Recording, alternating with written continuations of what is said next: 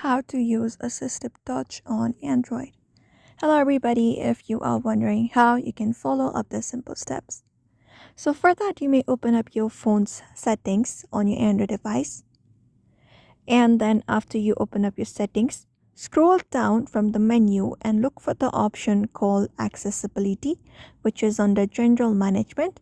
If you can't find it, you can use the search bar at the top right and tap on Accessibility. After tapping on accessibility, you should be finding different options.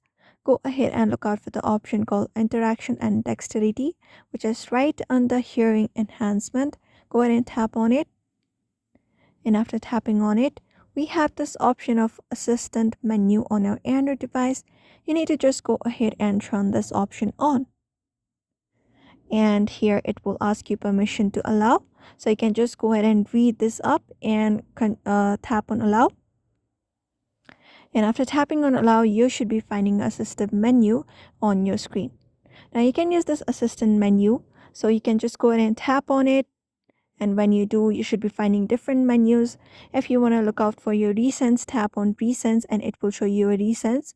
Otherwise, if you want to go to home, tap on home and it will lead you to your home page.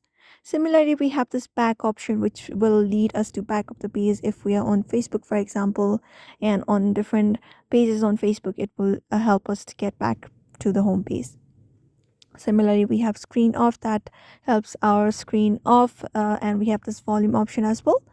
We can use that option in order to control our volume. We can also take screenshots using this assistive menu, and we have this notification panel, pinch, zoom, power off menu. If we click on power off menu, it will show off a menu of power off. And other than that, we have last three options, which is this one right here, cursor, screen control, and menu settings. So you can just go ahead and use assistant menu in order to go ahead and have a easier access to your phones, different applications. So I hope this video was helpful. Give it a thumbs up and subscribe for more tips and tutorials, and we will see you on the next one.